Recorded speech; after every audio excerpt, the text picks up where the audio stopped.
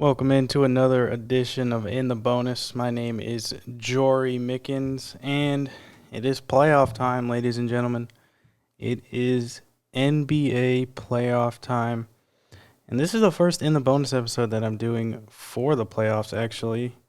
The last one I did, I believe it was for the Miami Heat, one of their final regular season games. I believe that I watched. But in this case, the Miami Heat actually played again, so I'll be talking about the Miami Heat. That being, well, there's two games this evening. So first of all, there was the Milwaukee Bucks versus the Miami Heat, the 3-6 matchup in the Eastern Conference. And then the other 3-6 matchup in this year's playoffs in the Western Conference, that being the Denver Nuggets and the Portland Trail Blazers.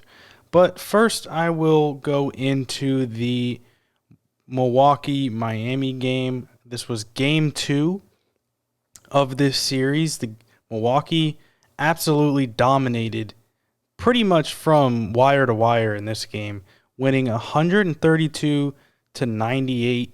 I mean, it was just an incredible performance from the Bucks, especially in the first quarter.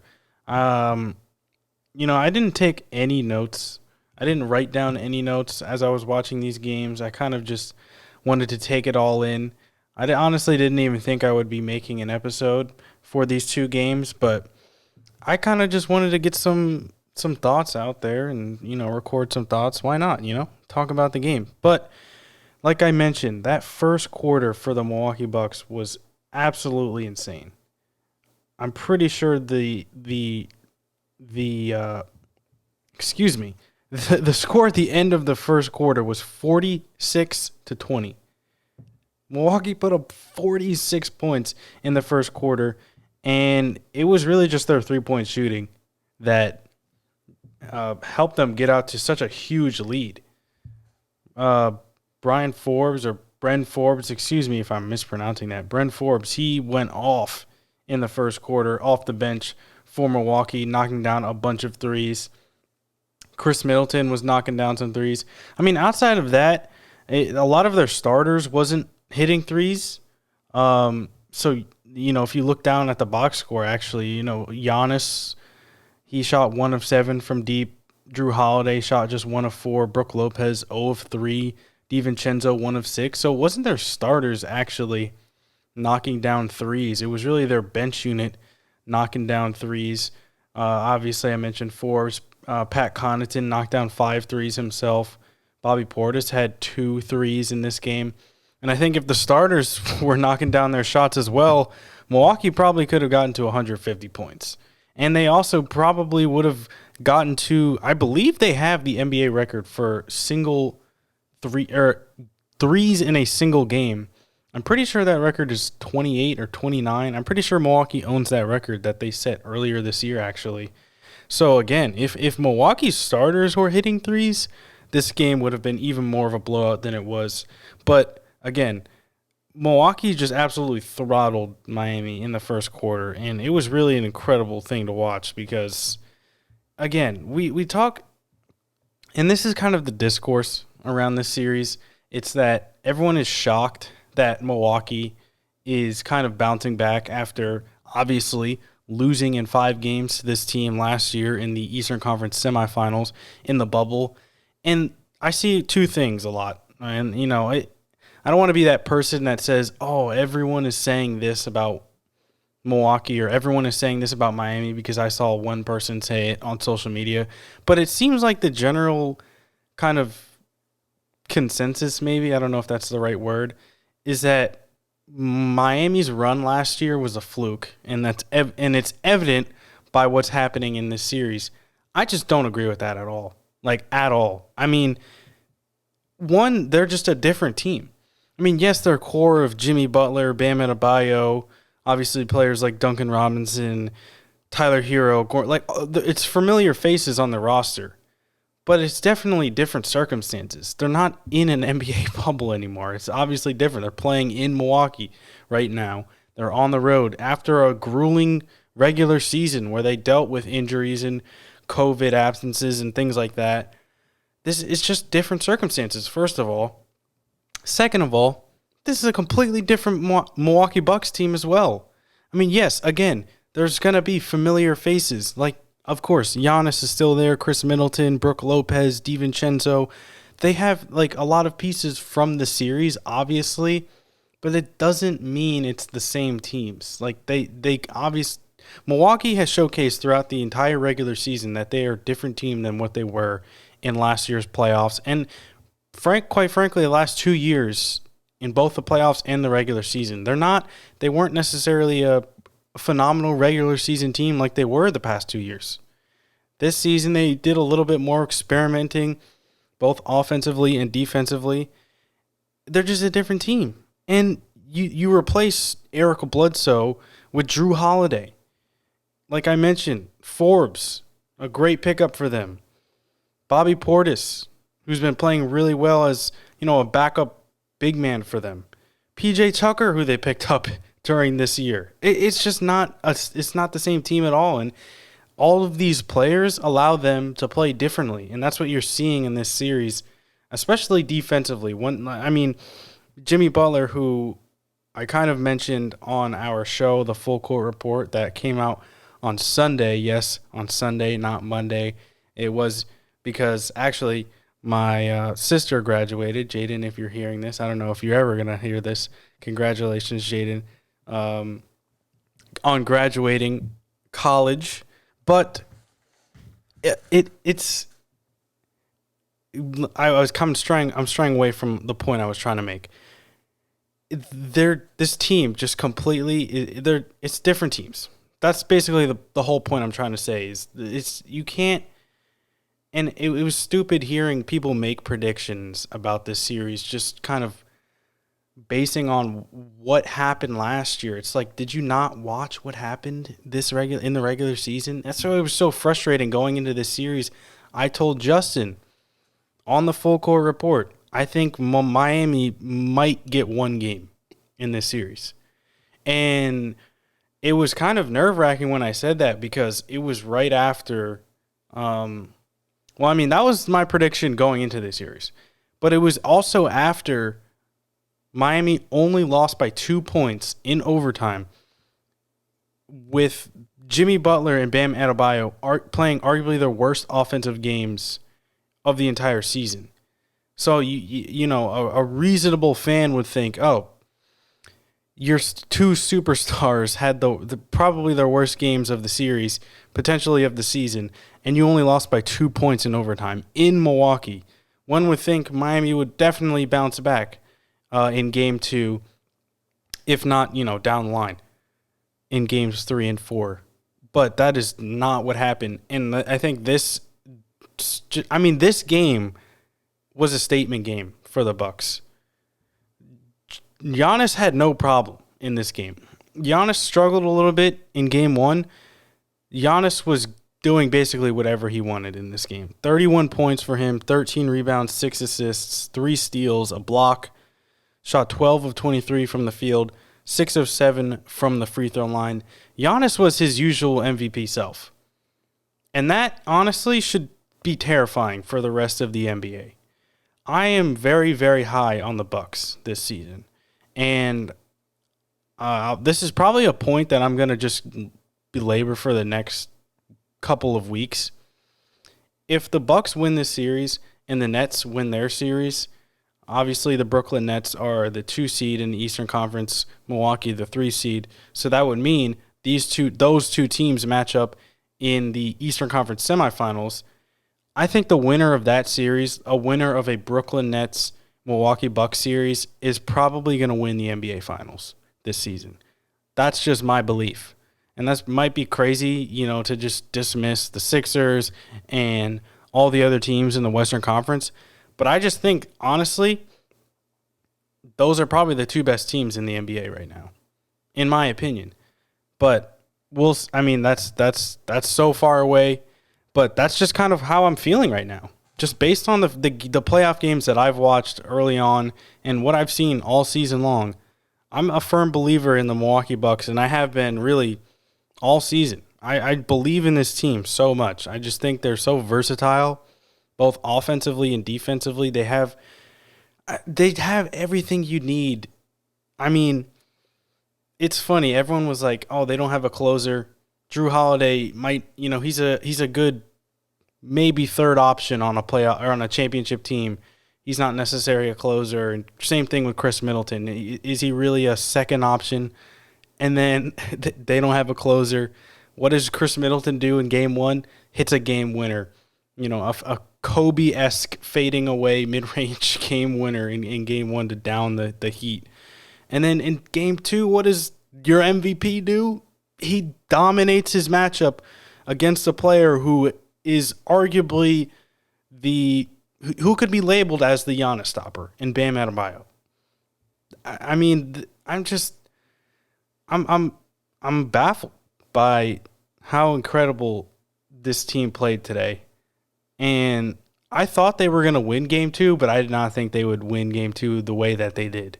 So, I mean, if you're a fan of the Milwaukee Bucks, you should be ecstatic. If you're a fan of the Heat, I wouldn't get down on yourself. The Heat had a tremendous run that should not be, diminished like it has been in recent days.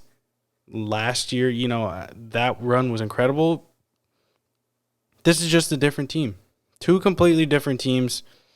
And, all season long, all I heard was, oh, it's the same old Bucks. They're going to choke in the playoffs. I don't know. That's not what I'm seeing right now. But game 3 is a pivotal game for both teams. I think obviously, if the Bucks go up 3-0, that means they essentially won the series. But it also just, to go out and go up potentially 3-0 on a team that knocked you out of the playoffs in 5 games last year would be, again, a statement to that team and the rest of the league. So, I think I probably would have said a lot more if I had taken notes during this game, but it was a lot of fun to watch that offensive explosion, especially in the first quarter by Milwaukee. It was literally raining threes. It was crazy, absolutely nuts. Tremendous performance from that team. But now moving on to the second game of the night, that being the Denver Nuggets and the Portland Trail Blazers. The Blazers stole game 1 in Denver, and a lot of people were concerned that they could take game 2 as well. I was a little concerned myself, to be honest. I think, let me just get into this game, honestly. I feel like it'd just be easier to talk about. Damian Lillard. Damian Lillard is incredible. I could say a million different words to try and describe his prowess as a basketball player, but I don't think I could ever do it justice. Damian Lillard is just mesmerizing to watch. 42 points in this game. And by the way, I should probably mention this. The Nuggets won this game 128-109. And Damian Lillard had 42 points. Again, I don't want to take away at all what Damian Lillard was doing in this game, but that's a good sign for Denver. That even though Portland superstar was torching you in the first half, and I'll get into, I think, the discrepancy that I saw in the first half and the second half defensively from Denver.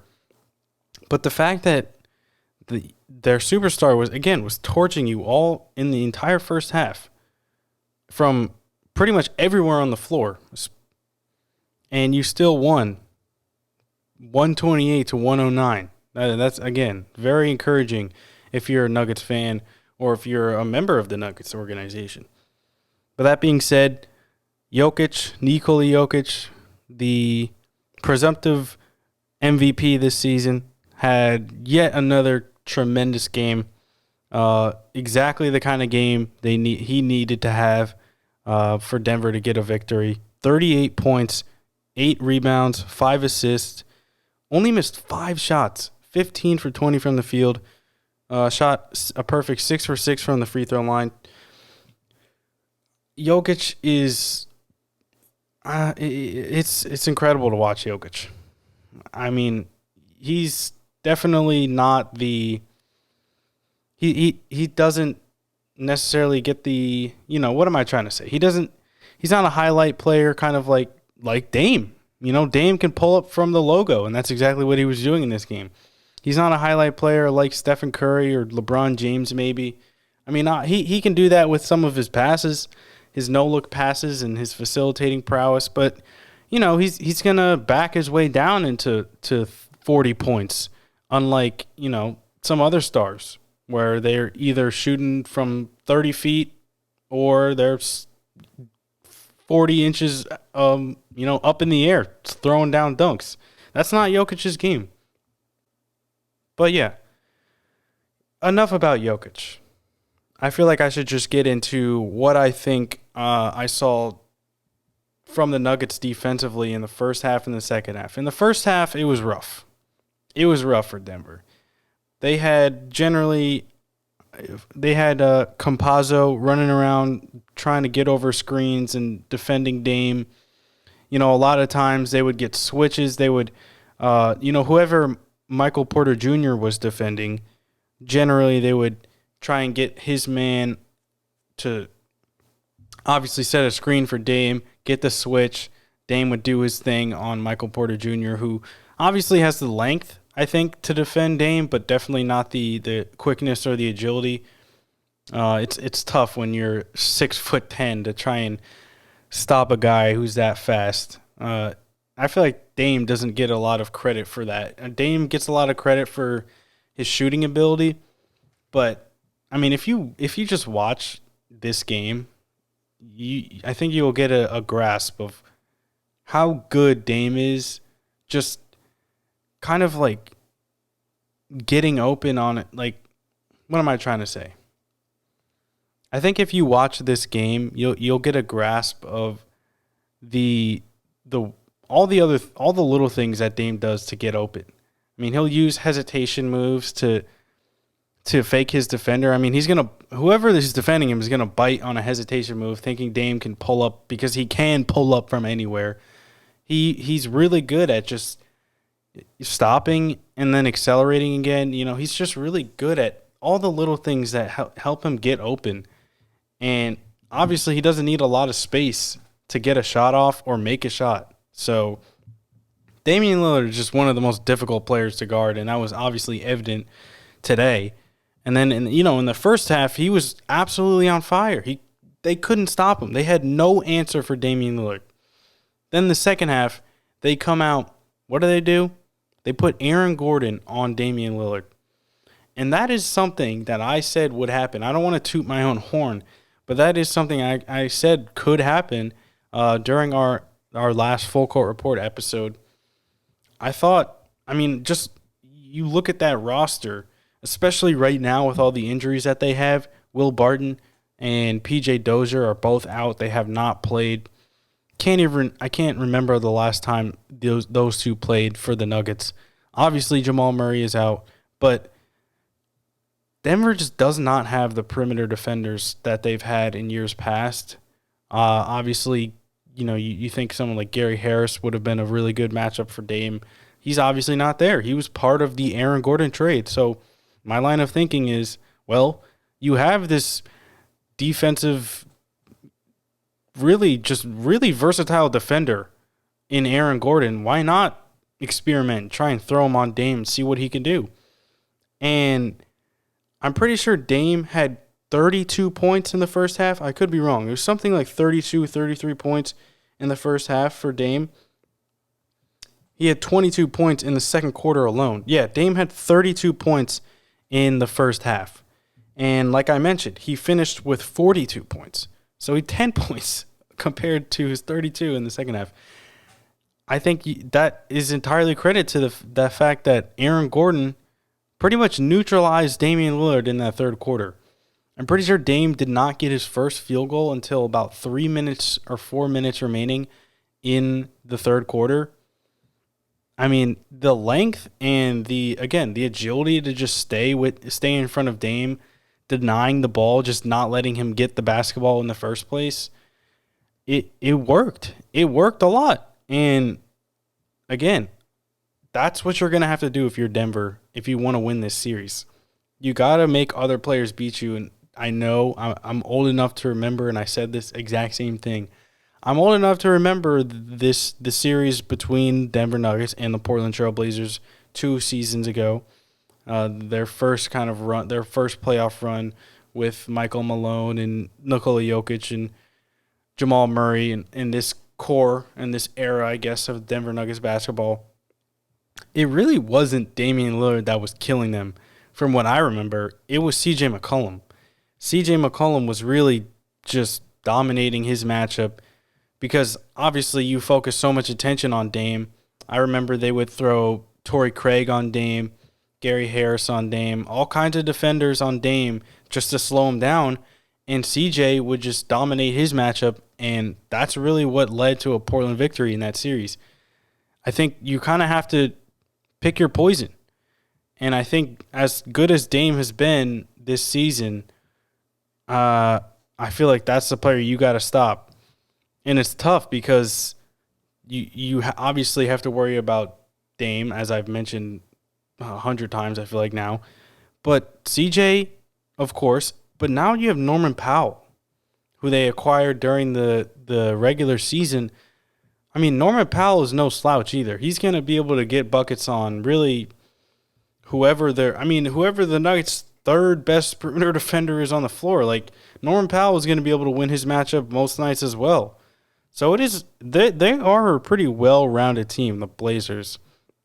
You know, I kind of criticized that move, thinking they needed more of like a wing or even a big man to really solidify them as a championship contender, because I do think they are good enough to get to the championship or potentially the Western Conference Finals with Dame, but I thought they needed one more piece. I don't know if Norman Powell really is that piece, but it's certainly in this series he can be because of the amount of attention that Damian Lillard and CJ McCollum is going to get. And just based on the fact that the Nuggets just don't have the perimeter defenders to slow everyone down on this team. So Game 3 is going to be huge. Game 3 obviously is in Portland. That game is going to be huge. That game is on Thursday. So these teams are going to get some rest, which is good. I think it'll make for a really, really good game. I wouldn't be surprised if that game is very close. I don't know. I don't think Portland would just wipe the floor against the Nuggets, and I also don't think Denver would come out and just steal a game in Portland like it was nothing. I think it could be a really, really close game. If I remember correctly, the series I was just referring to, the series that took place 2 seasons ago, there was a game that went into 4 overtimes, I believe, that took place in Portland. I'm not sure which game it was. I want to say it was probably actually I'm not sure. I don't know. It was obvious. It was definitely one of the games in Portland. I don't want to say anything that's not true, but that game was nuts, and I can totally see one of these games going into overtime being a really, really close game, and it's just coming down to the wire. And you got some of the best clutch performers in the NBA in this series, in Damian Lillard and Nikola Jokic. So I think it would make for a really, really good TV to see those two go at it in the clutch. But again, these 2 games were a lot of fun. Blowouts, I would say, for the most part. I think the Nuggets-Blazers game was a little bit closer at times because of Damian Lillard and his ability to just will a team single-handedly at times. But for the most part, 2 blowouts in these 2 game 2s. But tomorrow, there's a really, really good slate of games. The Nets take on the Celtics. The Suns looking to go up 2-0 against the Lakers. And then the Clippers versus the Mavericks. Los Angeles will look to bounce back against Dallas in that game. So, again, tomorrow there's going to be a really, really entertaining crop of games that I'm very excited to watch. And then, yeah, I mean, these playoffs have been great, honestly. I mean, it's tough to say, like, who's really been the best team so far. It's really, really difficult to say. There are teams that look really, really strong. Like I mentioned, the Bucks look really strong right now. Brooklyn looked really good in their first game I think as their current iteration of this team, obviously with Durant and Irving and Harden. This playoffs is fun. It's really really great, and seeing fans back in the stands is also really cool. I in that Knicks Hawks game, seeing all those fans in MSG was really crazy amount of people in there, but it was cool to see people back enjoying sports again. I gotta say, it was really really nice to see that. But yeah, I mean, again, I feel like I was a little underprepared for this episode. It was kind of just on the fly. It is like 1 in the morning right now, and I'm recording this, so I feel like I'm just kind of chatting at this point. But that's gonna do it. I might do another episode tomorrow potentially. We'll see. With all these games, I might just watch them and then talk about it on our next full court report episode with Justin and Tobe. But we'll see. We shall see. This was a another edition of In the Bonus, though. Thank you so much for listening. Again, my name is Jorie Mickens, and just keep on enjoying playoff basketball. It's been a really good so far, and I expect it to only get better. But then again, thanks again for listening, and stay safe, everyone.